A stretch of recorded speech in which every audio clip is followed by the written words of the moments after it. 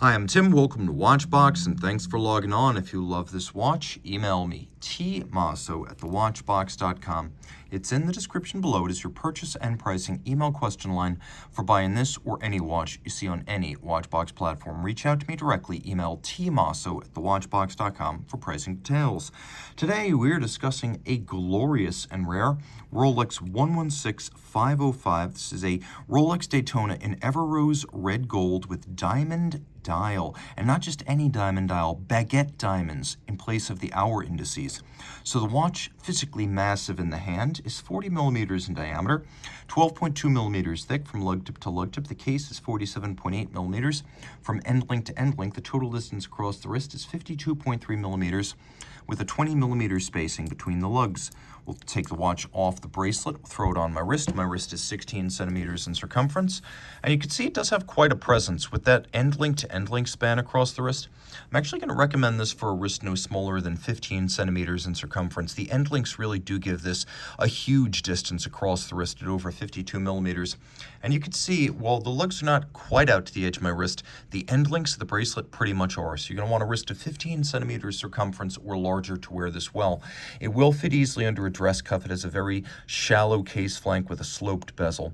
Now, taking a look at this gold, Rolex launched Everose back in 2005, and the premise is that it has a higher percentage of copper to make it redder, and it has a higher percentage of platinum to avoid fading over time, hence Everose. It's forever rosy. Rolex also has its own foundry. It makes its own alloys, so not only does it craft the case, the bracelet, and the clasp, but it actually blends this gold alloy specifically for its watch. The Oyster style 3-link bracelet features a conforming end link to better mate it to the case. There's a taper to the bracelet. Center links are polished, so are outer faces. Shoulder links are satinated. You can see all removable links are fixed using screws. And then we have inside the clasp a Rolex 5mm Easy Link system. So snap in or snap out to fine-tune the fit. And then there's one more way you can fine-tune the fit. If you look carefully inside, you can see that there are 3 pairs of divots and a spring bar, so you can use your strap tool to change the anchoring point of the bracelet inside the clasp to fine-tune the fit. Now we have a fairly sophisticated clasp mechanism. It's made of thick gauge rose gold. And you can see that there's a beak and then there's a hook, and these two things snap together, and you'll have to lift the articulated lift lock to unlatch that. This isn't just friction fit. You can't pull it open. You have to lift and unlatch. What that means is once you close the clamshell, you've actually got 2 different locks here.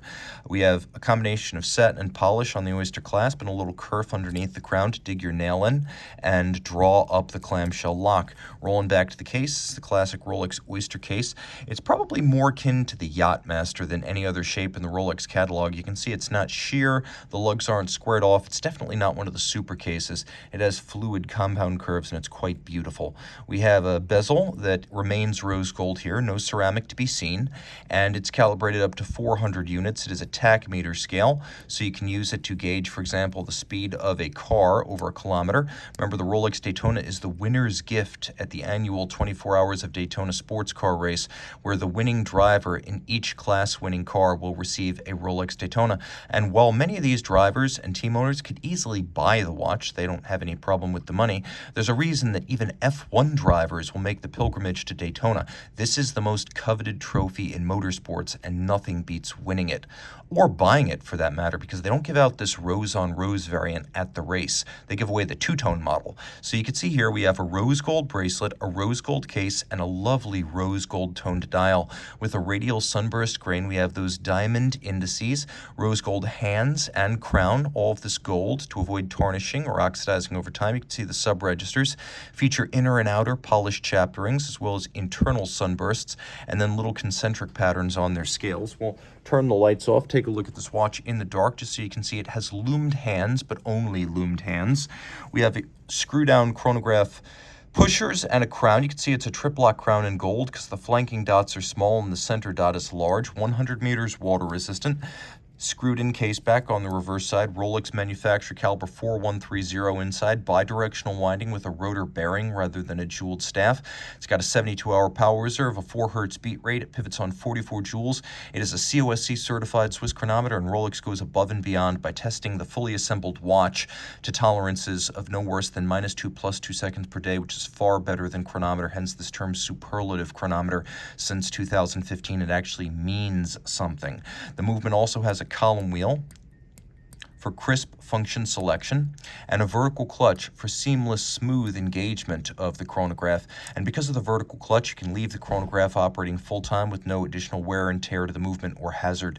We also have a hacking seconds function. Pull the crown, it stops the movement. And then the architecture of the movement includes a full balance bridge with a free-sprung balance for a combination of shock tolerance, and with the free-sprung balance and its micro Stella nuts, very precise incremental adjustment of the timing. There's a niobium zirconium anti-magnetic hairspring Rolex calls Power Chrome Blue that's been hand-shaped in a Breguet overcoil profile, so in any physical position on the wrist or your dresser at night, the watch will keep consistent time. This is the Rolex Daytona. Reach out to Team Mosso at thewatchbox.com for purchase and pricing details.